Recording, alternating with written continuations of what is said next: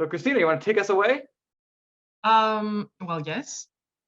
Well, for you that you don't know us already, my name is Maritina Keleri. So you see that Christina, it's because it is linked with my university account, and Ian, who is our host as well today.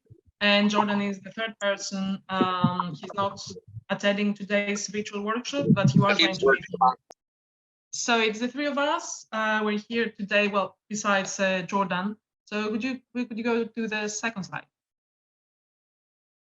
Okay, so we met last year, and so the group started from Jordan and Ian, and I joined later. And the aim of our group was to explore the possibilities of finding standards for the design and creation of immersive learning environments, or try to understand what this could be, pose the questions out of the community, find some collective answers, trying to find out what is there.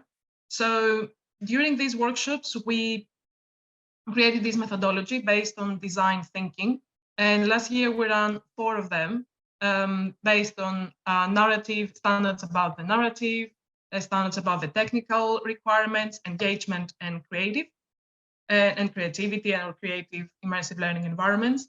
And actually we created this, the FAIDS group, which is the framework for aggregation and edification of design standards.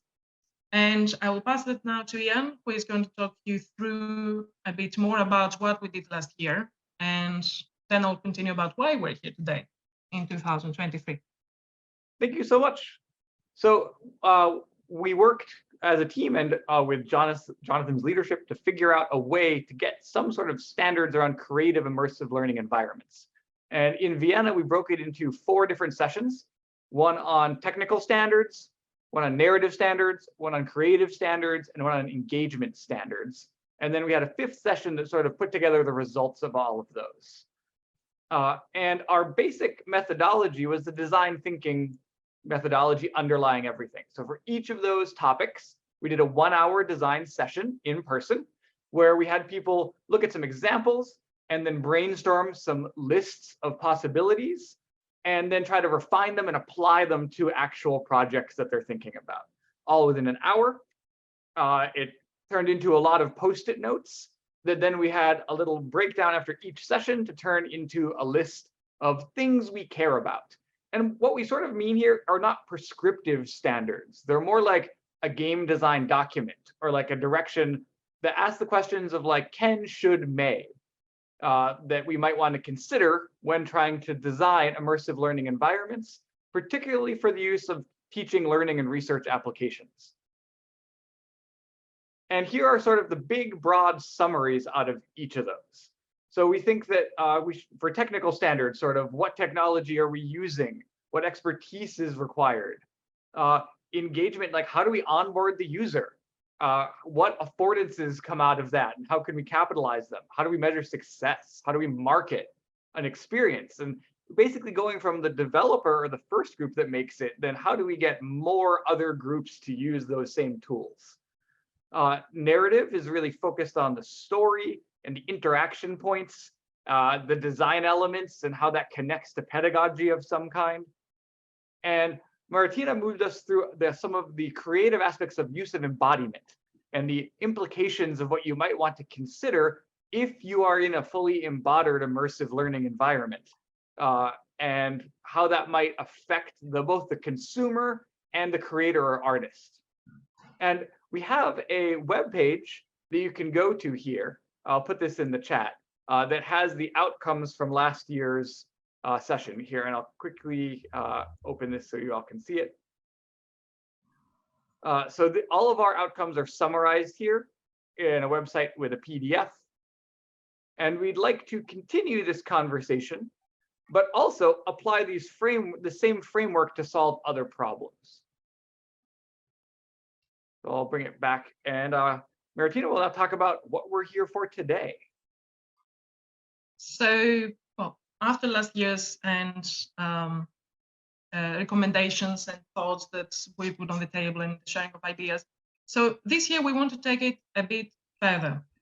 along with understanding what the standards could be or what the questions would be about immersive learning environment, we would like more to pose the question at the iLRN community. And we would like to ask you and understand like questions that they are about the community, about what the community could do for us, like what are the immersive learning environment design obstacles that we are finding today, like how could we have like a shared understanding, even like through different disciplines?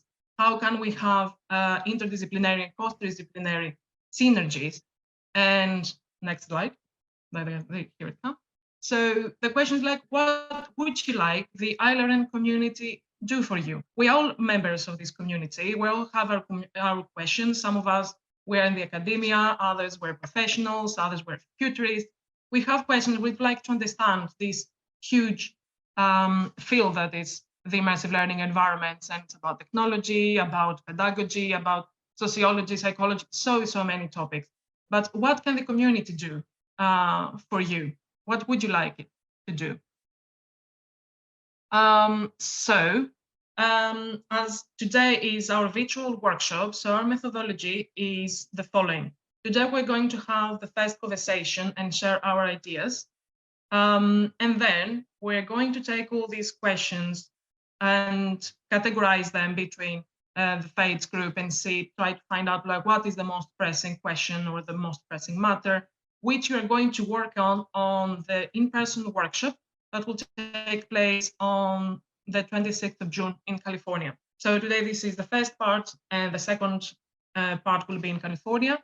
And after that, we will hope to present the results of the proceedings or another form of presentation that we will share with the community and further. Thank you, Ian. So our aim for today is to divide us in groups of 3, as you will see. But Ian, what do you think? What I think will be good if we don't divide the people in groups and we have the conversation. We could just keep it in the room. Here. We could have one. We're small enough. I think we could just all have the conversation. Yes. So we'll have like 3 main questions, and the 4 questions like a bonus if we have time of it for it. So the aim will be to discuss the first question between us and write down our thoughts on the Padlet. The link is here, and we have shared the Padlet link on the chat, which you should all be able to add comments for each question anonymously. So, are you ready to begin? I think we can start with our first question. Do you all have access to the Padlet? Is there anyone who can't access the Padlet or they have any issue with that? May I just make some comments, because now I see the question, so some prior comments or feedback. Yes, please. Okay, so I could not attend in Vienna because I was at a different room at the same session. But one of the things that I think we should definitely discuss is the connection which is there between the theoretical framework on immersion and immersive learning environments that we have been developing at the Knowledge Tree, mainly with my effort with Dennis and Patrick, but others too, and the framework here that you're laying out. So because we basically adopted very, very strong reviews of the literature on the phenomenon of immersion, and we have been building upon it because of its effectiveness and how encompassing it is. So one major problem that we usually tackle in all conferences and events is that people still basically adopt the narrow view that Mel Slater has been developing. And that's okay, because he's focusing on a very specific problem, which is behavior perception from feelings of presence. That's his focus. But immersion is wider. Immersion is about most of what you're saying here. And so we would like to connect the theoretical grounding with this design framework, this is not possibly the day to do it because we have now specific questions, but I'd love to be able to make that connection. I'm not sure if you are aware of it, if you are aware of that that approach or not, or when would be the best time to discuss it. That would be fantastic. I think that's exactly what we want to do. We had a great discussion in Vienna, sort of not prescribing what the challenges are, but hearing from the community and trying to aggregate them and sort of focus them. And I think we could go a level, we're trying to now go a level higher and to integrate some of these. Really, this is just a way to have a structured conversation that applies some design methods to sort of uncover the stones and then give people ideas of what questions to ask as they build things. Yeah, we'd love to follow up, and maybe between now and the conference or sometime at the conference to have those conversations and really think about how we can use this as a lever to unpack and get more buy-in and more participation from everyone. Okay, that would be great, because basically we have 3 dimensions. One is the system, and that's what gives you presence. And that's usually about technology. Also, it may be other stuff beyond technology. Okay, anything that makes you feel present. So the physical environment, of course, the organizational environment, that's presence. That's system. On the narrative is meaning.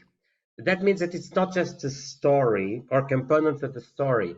It means that any symbology is about the narrative dimension of immersion.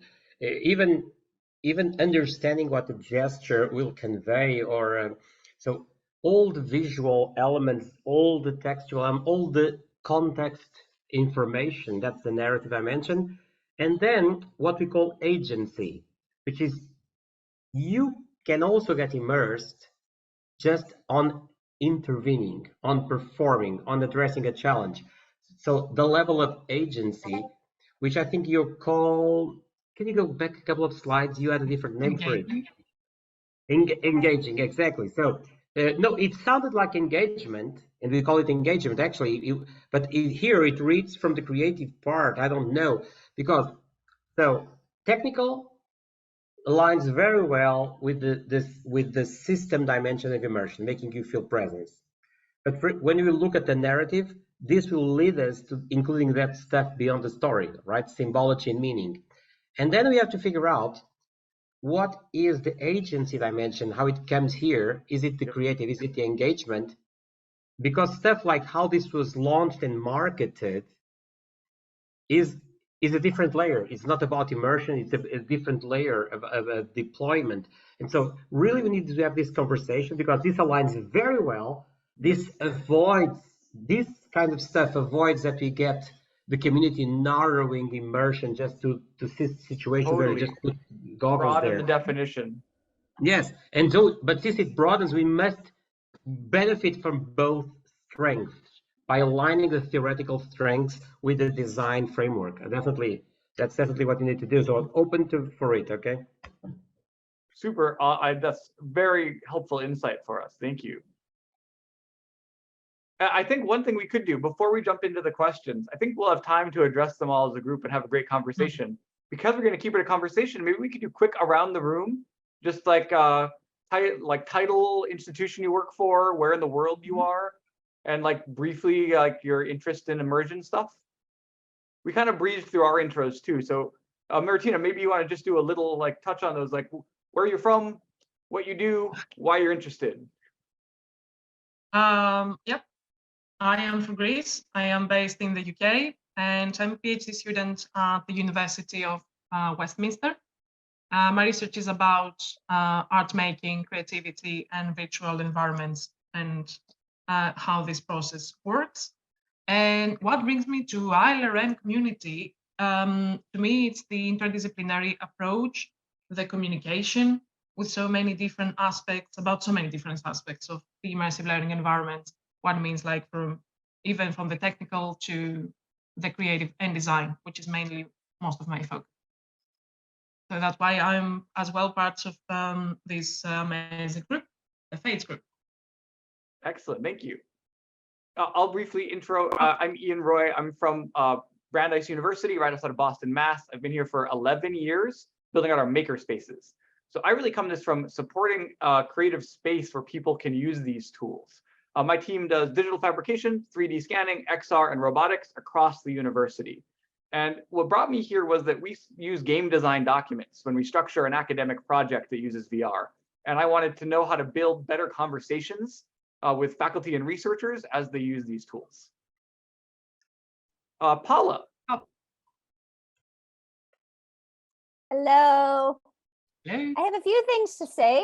I guess my interest in immersive learning relate to environment and sustainability education. So I've been working with teachers and also with grade 8 students on environment and sustainability education in different immersive learning spaces. I have next year, I'm really excited, next year, like come the fall term, a new study. It's an immersive history project on globalization and learning about the limits of the Earth's carrying capacity through virtual reality. And that's one will be with university students. So super excited about that. That's a bit about my research. I'm really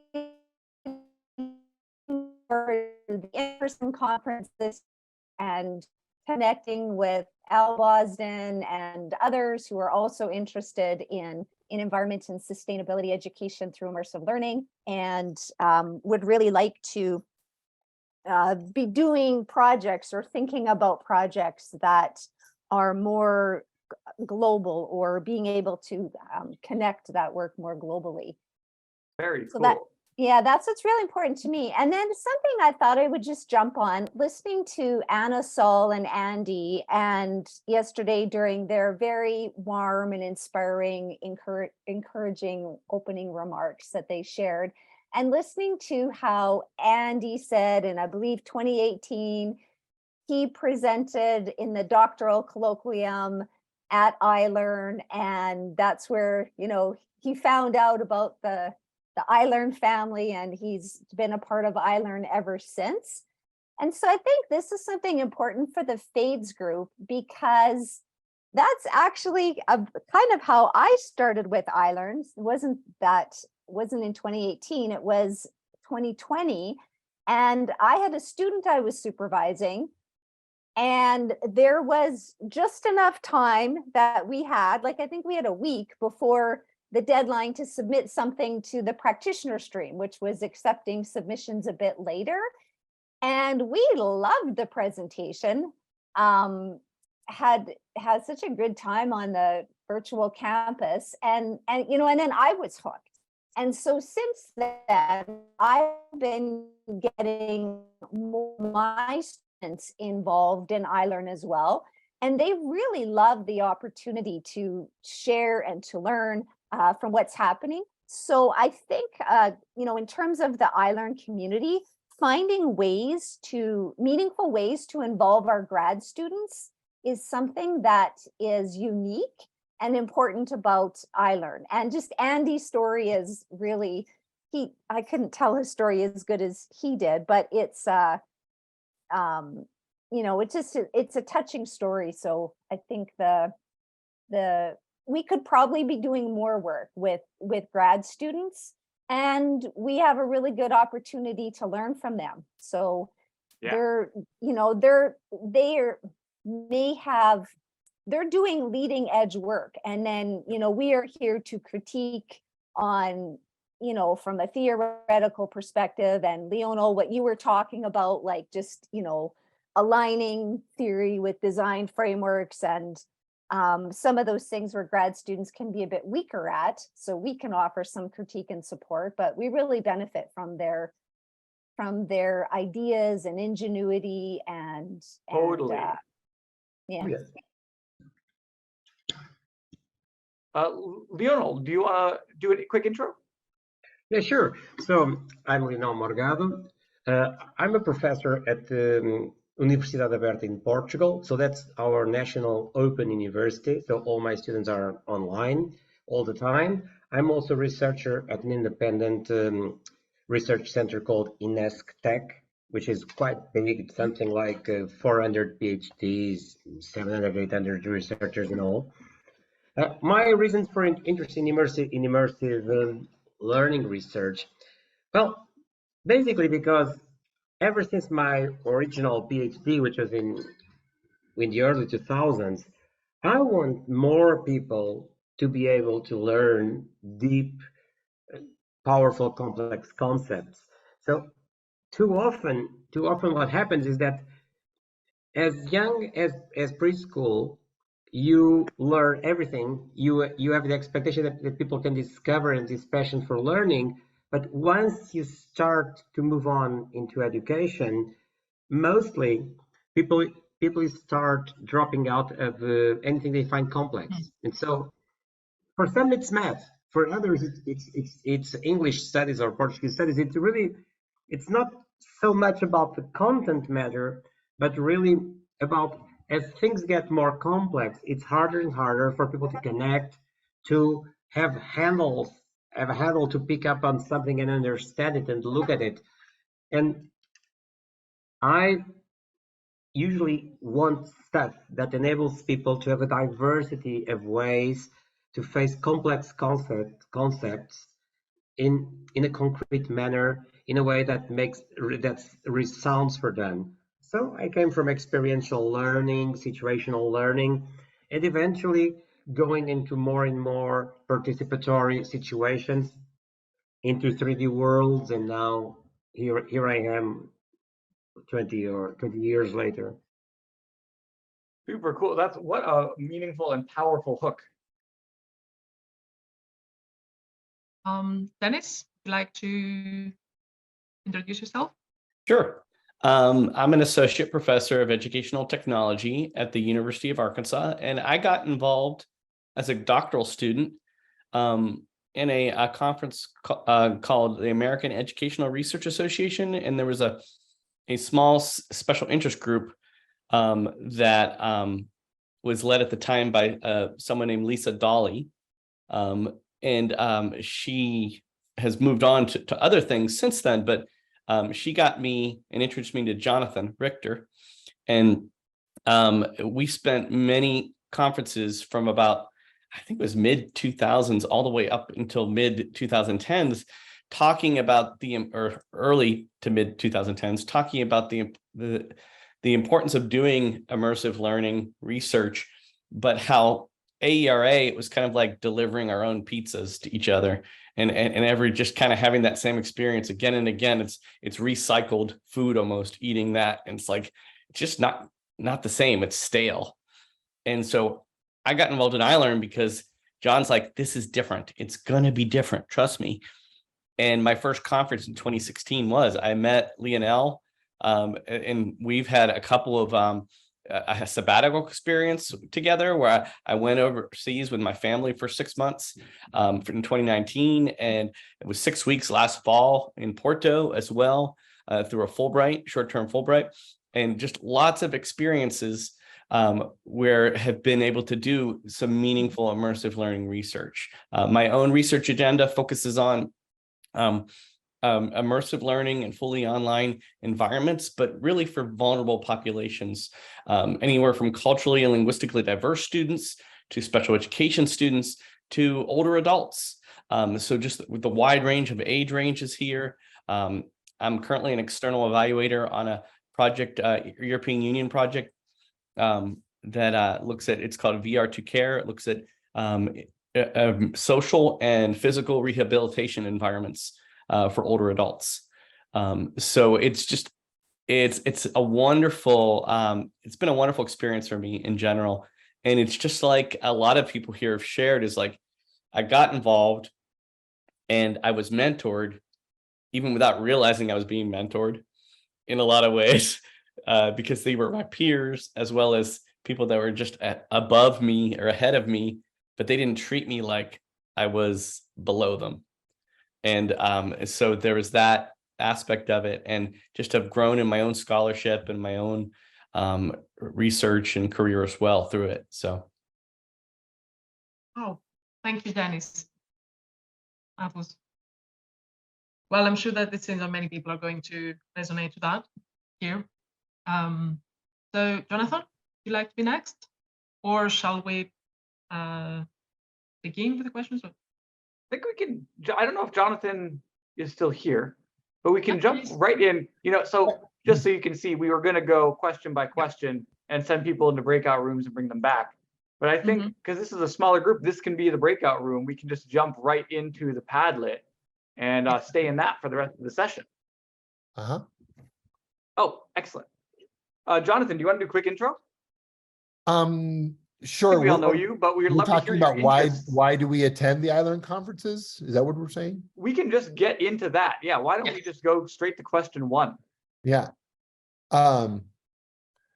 Yeah, I mean, just if I could just kind of follow a little bit on what Leo and Dennis were saying, and segue into that. Like, I think my real entry into this was at the University of Oregon. I was doing research, instructional design for students with learning disabilities. And that's what the whole Center for Advanced Technology and Education was focused on.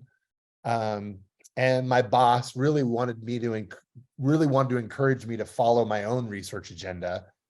I said I really liked video games. So we started, anyway, she knew Chris Dede personally, which I was like, oh my gosh. So that kind of got me into that. But the inclusivity of working with students with learning disabilities has really impacted a lot of my career and my perspective. So I've worked a lot with students or people with mental illness, people from vulnerable populations, such as Native Americans, and just lots of people from different perspectives that you don't normally hear. I've worked with STEM research, with getting females and other not traditionally populations into computer science. But iLRN has been just this incredible meeting these people and working with these designers and these futurists and these researchers, and you find so many people are kind of all of those things. It's been absolutely incredible. So the reason I attend iLRN conference, the reason I have devoted so many years of volunteer time to create capacity for iLRN is because of that, because of the inclusivity and the capacity for people to co-create this. And also, I think just as a futurist, like, we've known this is coming. We can see that this immersive learning stuff is going to be big once it takes hold. So I've kind of been, along with a lot of you, preparing for this sort of moment in time when these things are finally fully there, prepared to kind of help steward humanity and the professionals to co-create something that's really human-centered and really works for people. So I guess I attend it because I absolutely love the iLRN community. And then I also learned so much from these peers. But really, a lot of it is because I really love this family. I love these people. I don't know what the magic ingredients are, but we have so many wonderful, wonderful people. And it's sort of magic to me. So I think I'll stop there. I think if I can go around again, because I was answering a different question. Now, I think I'd like to follow up on this. So mostly I wrote up there, and it's why I learn, why I learn, because there are plenty of other conferences. So what makes me now from 2015 onwards to make sure I have the budget to attend all iLRN conferences? So it's basically exactly because of what John said. You must consider what a normal conference or a common conference is for people attending. In a normal conference, you go there, your first concern is if you have time to talk to people. In quite a few conferences, people present, and then you have 5 minutes, and they present 5 minutes. Sometimes they bunch up lots of people together, 5 minutes for them all, and it's over, and it's gone.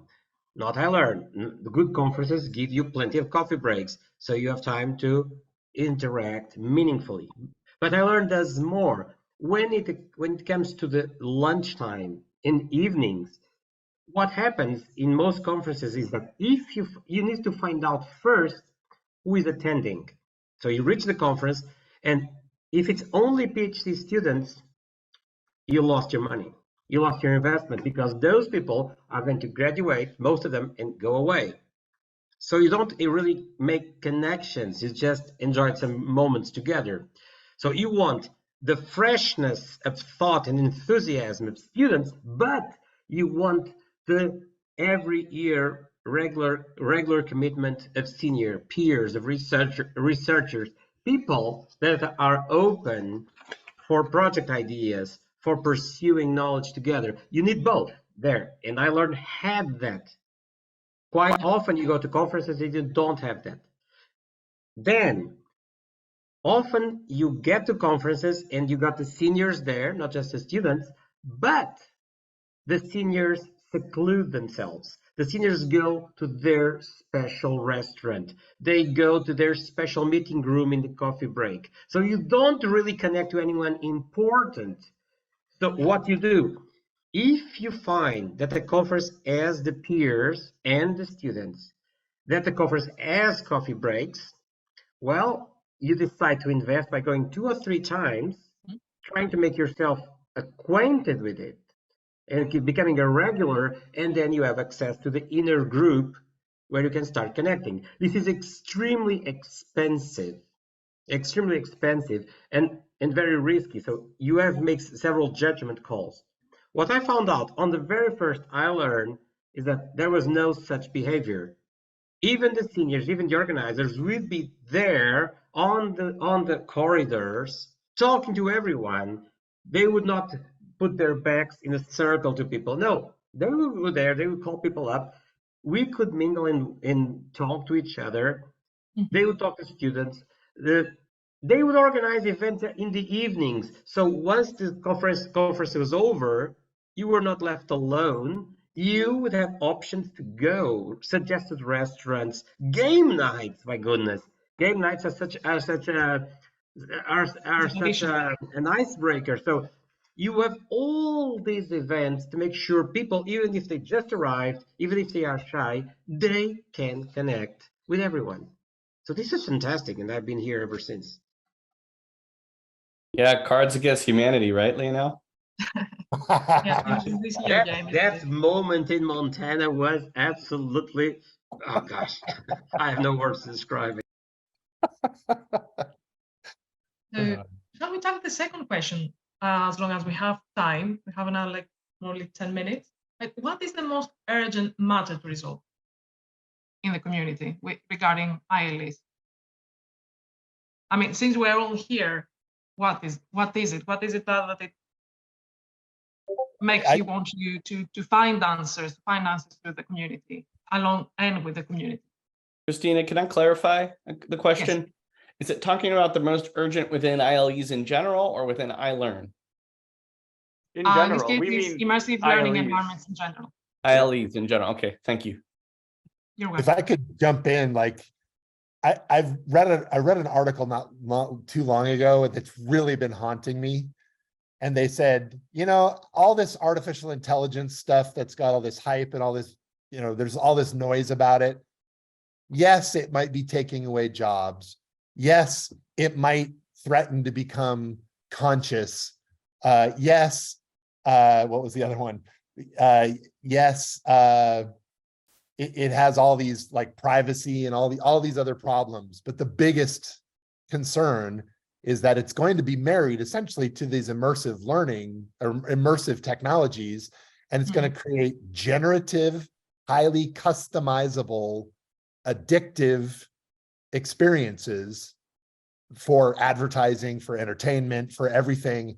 And the disinformation and it's going to drive in the world insane. It's going to drive all of us crazy going into all, because it's going to be completely automated and generative on these immersive profiles. And it's right around the corner.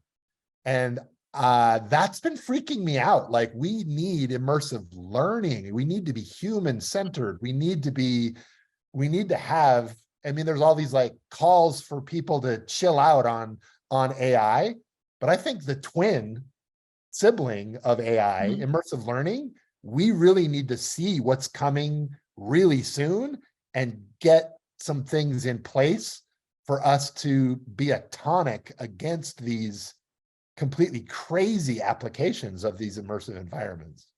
Yeah, I mean, just to follow up on that, John, the number one issue or the best practice for teachers, at least from the United States, has been, I think it's worldwide, is developing the ability to differentiate instruction by content, by process, and by product. Well, what does AI provide us with? But a lot of that ability, not perfectly. No, will it be horrible in the beginning and almost like a kindergartner trying to do it? Yes, but it will grow and learn very quickly. And it will also be something that teachers, more than replacing teachers, teachers will be able to use it to differentiate by instruction by content, process, and product. So I'm very excited about those possibilities of enabling that, because like any technology, if you just try to put it in a classroom, it's not going to work without really thinking thoughtfully about how it can work with different groups of students in your classroom, with different content, with different processes, and resulting in different products. So nicely said. Yeah, I agree with where this conversation is going, and thinking about Erica's keynote yesterday, Erica Southgate, emphasizing ethics and the rights of the child. So she's speaking more to biometric data, that where does it go? You know, it's collected, it's really important, but you know, we need rights for children on all this data. And then, as John was saying, as now with these rapid advancements in AI, and we are very close to conversational AI. So Chat GPT will not always be text. It will be conversational. So we'll be having immersive learning environments with conversational AI beings, and we can't have them selling advertisements to children, as it is now, children and youth up to a certain age have very poor ability to discern from fake news, from misinformation, but also from advertisements, from the cute little dinosaur who becomes your friend and then wants you to buy dinosaur cereal, and like all that kind of I do not want to see that kind of conversational AI getting into immersive learning and causing disruption there. So I'm getting a little bit ahead, because right now we're not at that, but we need to be proactive so that we have immersive learning environments that are nourishing and that are, like what Leonel said, is about learning, and really complex environments that let us dig into complexity of different topics, but in ways that the data is protected and not used for marketing, and that there isn't like other kind of nefarious marketing and advertising going on. Okay, I already wrote my own takeover there. Just to clarify, I think for me the most urgent, like it should be here already, is that they should be part of our everyday use. It should be possible for them to be part of our everyday use, and it is not. So while people usually think of this in technical manners, but the technical aspects are usually the simplest ones. They solve themselves. It's process, it's support. So let's say if you assemble 15, 20, 30 students here, Suddenly, unlike a physical classroom, you lose situational awareness. You lose track of who you need to engage, support, develop. So Yeah. and that means that after a couple of sessions, you need to stop, because you need to keep some notion of what's going on with your group. That's just an example. If you assign people immersive tasks for development, you probably find out that you have very little way to assess them, not just for actual grading, but even for judgment on what is required of you as a teacher. And that means that you have to stop for review for long periods of time, review recordings, or you need to run a traditional quiz or test, which is a poor way of judging what's going on in a very much more intense and participatory situation. So we need also to be able to help disseminate this in terms of your daily practice. If your school comes and says, we have 200 teachers, we want them all to use this, help us, you can't. You can't Yes. really say, I have a method to ensure that all those 200 teachers will, in a few months, be able to be productive, satisfied, and able to include this in their regular practice.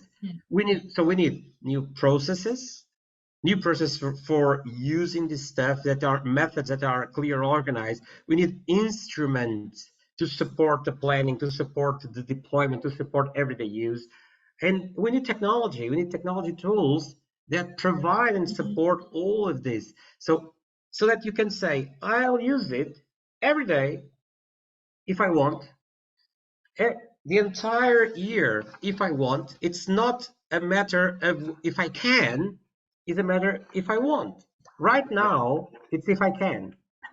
Yep. Just to piggybacking off this AI future, I think I totally agree with this focus of ethics and accessibility and the implications of data and data privacy and security. I think that is the top issue. But the other thing that I think about a lot in my group, we do a ton of 3D scanning, and we also teach machine learning. And we can see that the prevalence of all these AI tools is because of the data sets you can train them on. And that there's just huge text data sets and image data sets that we can pump in to these pattern recognizing systems. But like, I think a lot about like, why did Facebook become a VR company? Like, why did they just waste like several $1 billion to make the worst video game of all time that no one wants to play? And it's clearly that they're seeing the same generative environment and they want to get there first. But if we want to have an environment where we can be like, tea Earl Grey hot, or really it's like, I want a chair. I want a chair from the 60s. I want like a Louis XVI chair. No, with more birds. No, with more like gold laminate. We need to have a data set of all the chair data, right? And like, how are you gonna, like, so my big concern is metadata. Like, if I'm creating all this 3D scan data, and if we look at like the data life cycle from acquisition to processing to academic analysis to preservation, no one's doing the preservation step in a concentrated way across shape data. Like, I sit in a library and we think a lot about the future of text beyond books and like material culture as text. But then how do we sort and search, and what's the metadata schema that we're tagging all of these shape data sets with? If we don't get that right, we're never going to be able to train the algorithms to do pattern recognition and then get to the generative thing we want to get to. That's exactly one of the things we are working on. So on this field of everyday use, I came up with the concept like 10 years ago of virtual choreographies, not for dancing. Virtual choreographies is basically moving one step over in metadata. It's basically saying, I can acknowledge that a pattern of events in time has a meaning. So this all started with a handball coach training, where one of my students from sports had watched countless hours of handball sports tactics, and he wanted to teach coaches. So he asked me, and we came up with some Second Life tool to replicate several of the tactics in handball. And they said, what a waste. All of this knowledge of this specific tactic is going to be lost the moment we need to change data formats and everything. And then it started to dawn on me, if if as a teacher with children, with primary school children, which we were also doing some modeling and stories, if we do the Little Red Riding Hood, we should be able to share that story with children from other schools and even interplay roles.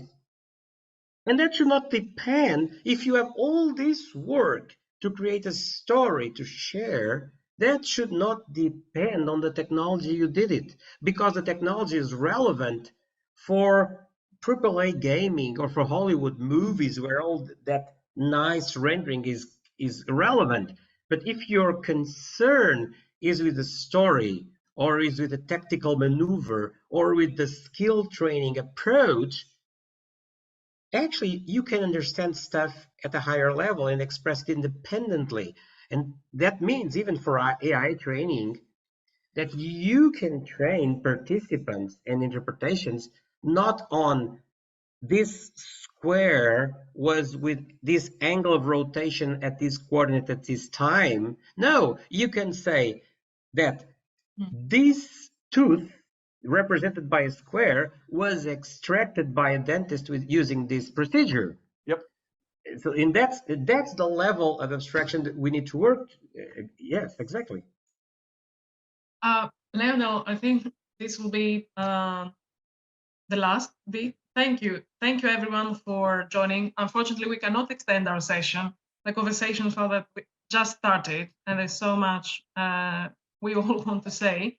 But this is a great opportunity, though, that you could share more of your thoughts and your approach to all of the 4 questions on the Padlet. We are going to share this Padlet with the rest of the community, and you're very, very welcome to keep writing and everyone else until our next session, which is going to be on the 26th of June, in person in California. I cannot remember the time of the day, but we are going to be there. Well, Ian and Jordan, unfortunately not myself. But there is so many ideas, such a rich topic. Thank you for engaging. And Dennis, I'd love to talk more. Leonel, Paul, I'd love to talk more. Jonathan, we got to keep this going. Yep. Fortunately, we didn't have. We didn't hear from Ken. Thanks for joining, even late. Hopefully, we'll see you all soon, and we'll share more and more ideas. Thank you so much for joining.